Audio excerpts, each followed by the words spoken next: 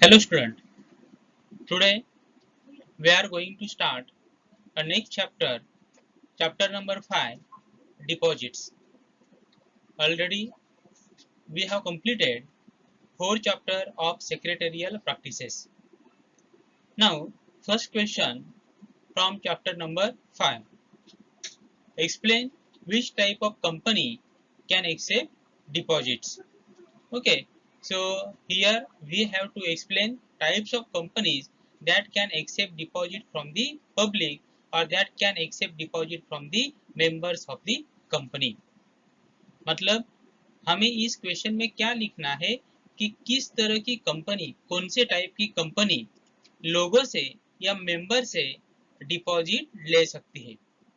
अगर आपको डिपॉजिट मतलब क्या, इसके बारे में अगर आपको पता नहीं है तो चैप्टर नंबर 2 के जो वीडियोस है, वीडियो लेक्चर्स है, वो आपको देखने पड़ेंगे। उसका जो लिंक है वो आपको डिस्क्रिप्शन में मिलेगा। So let's start with types of company can accept deposits. Introduction. Accepting deposits from public or from its own member is one of the source of raising funds for a company.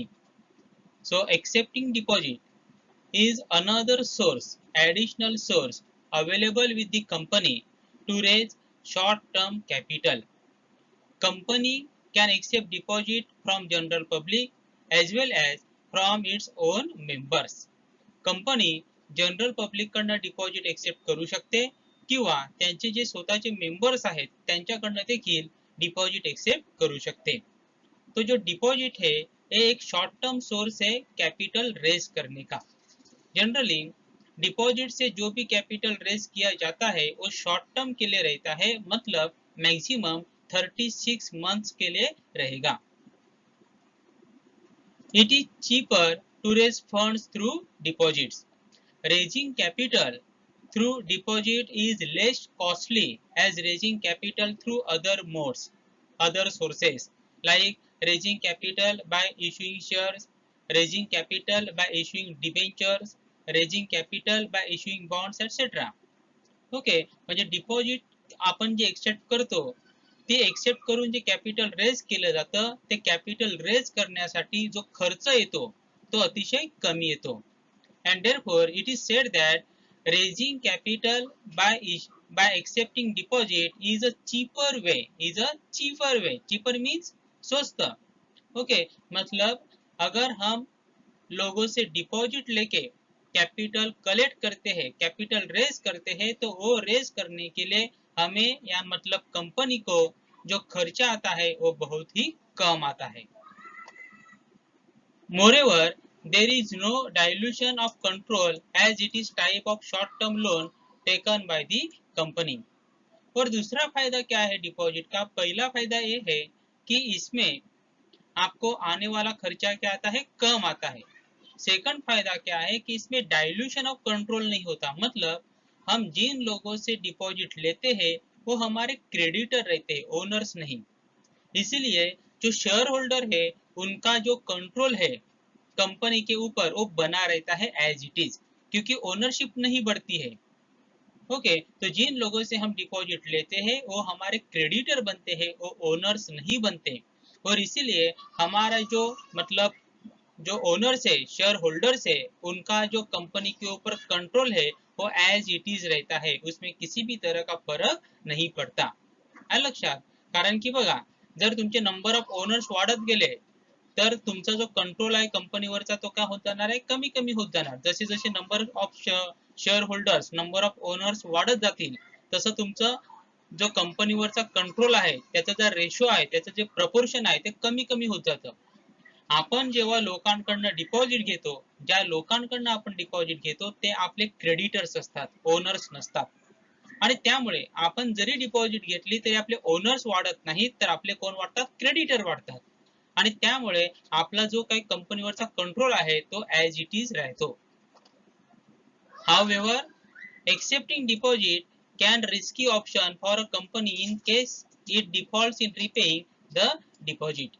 But accepting deposit is a risky option if company is unable to make repayment of deposit in given time period.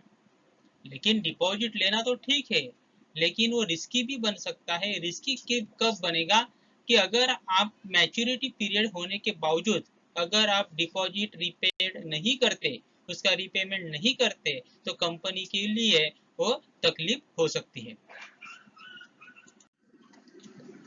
Say, following companies institute are not allowed to accept deposit, are not allowed.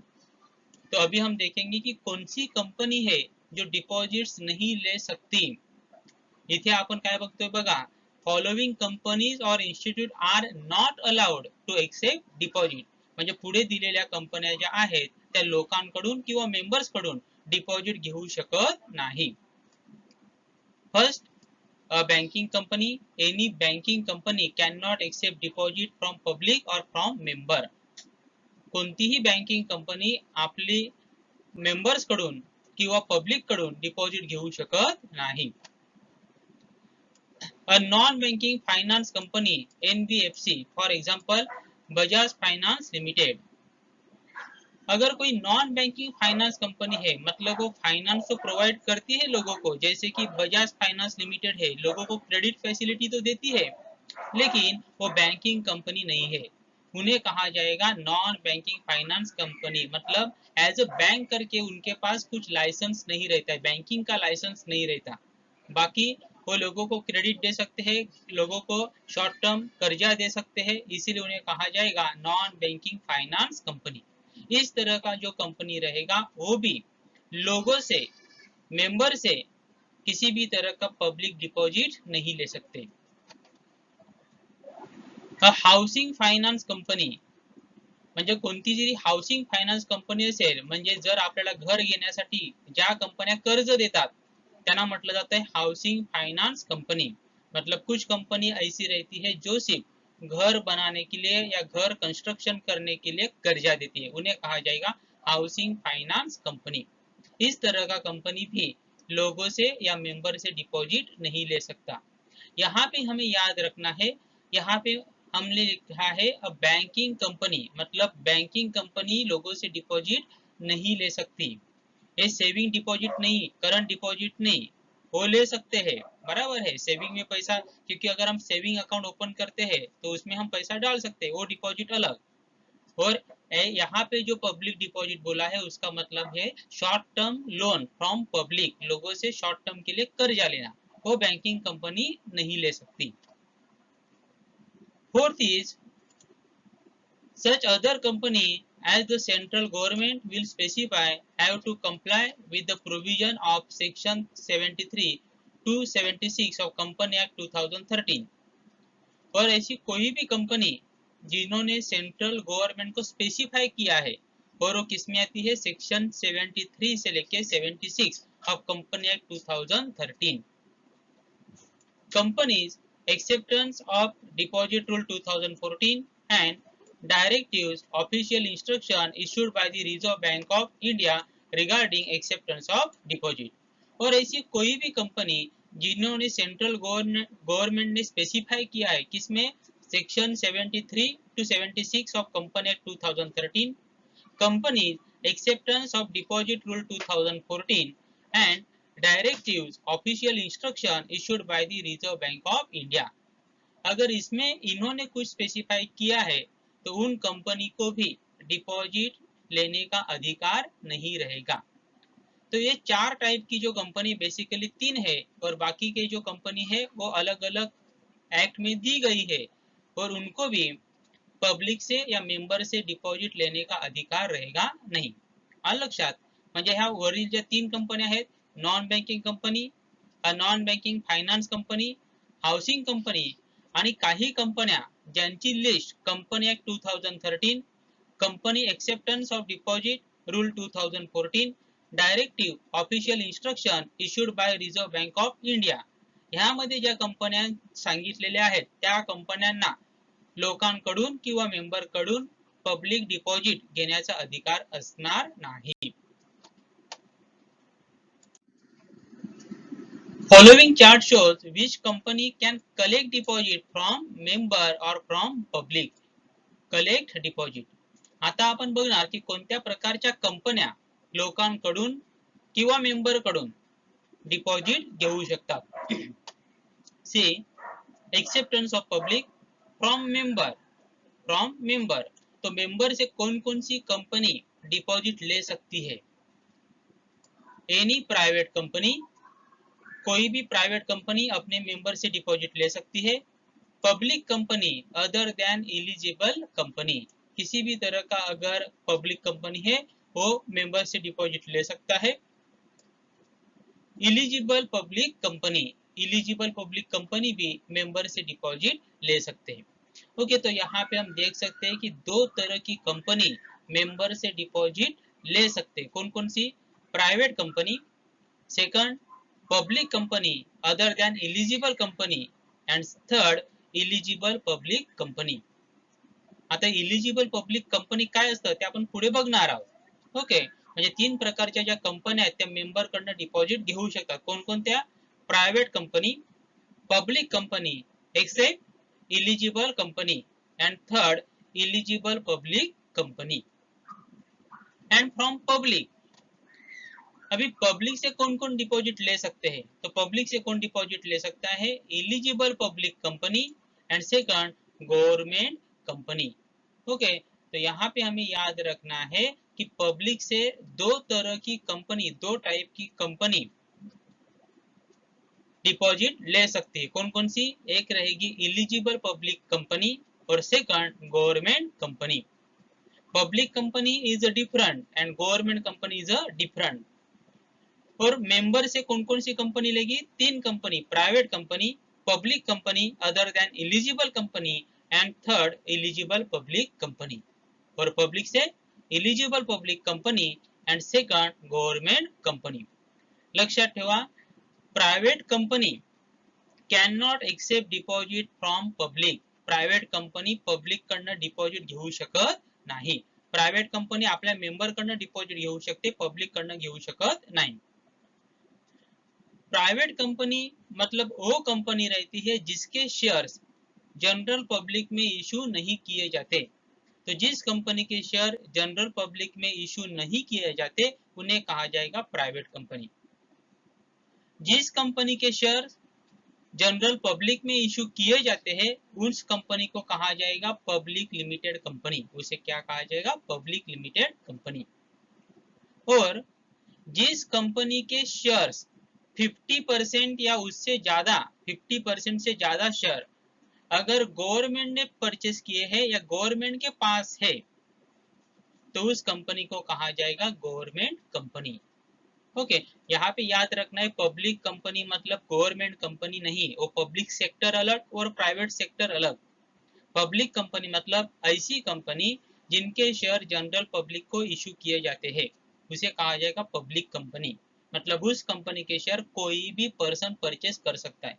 लक्षात ठेवा, public company म्हणजे government company नाही, तर public company म्हणजे अशी company ज्या कंपनीचे shares कोणताही व्यक्ती परचेस करू शकतो, जनरल पब्लिक मध्ये त्याचे शेअर इश्यू केले जातात, त्याला म्हटलं जाईल पब्लिक कंपनी.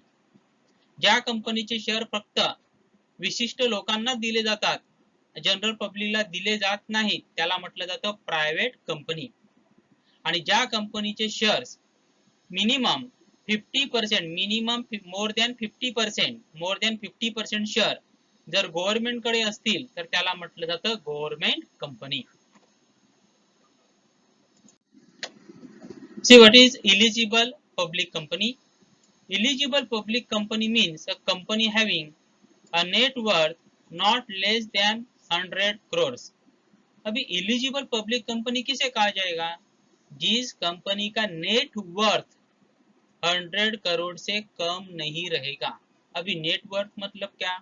यहाँ पे देखो मीनिंग दिया है, total paid up capital plus free reserve plus securities premium account after deducting accumulated losses, deferred expenses and miscellaneous expenses are not written off. तो नेट वर्थ का मतलब क्या?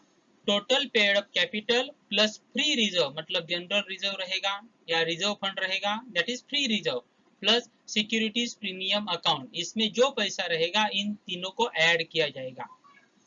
उसमें से माइनस क्या किया जाएगा, एक्यूमुलेटेड लॉसेस माइनस किए जाएंगे, डिफर्ड एक्सपेंसेस माइनस किए जाएंगे और मिसलेनियस एक्सपेंसेस माइनस किए जाएंगे। ये तीन माइनस करने के बाद जो भी अमाउंट बचेगा उसे कहा जाएगा नेट वर्थ, लक्षात ठेवून द्या।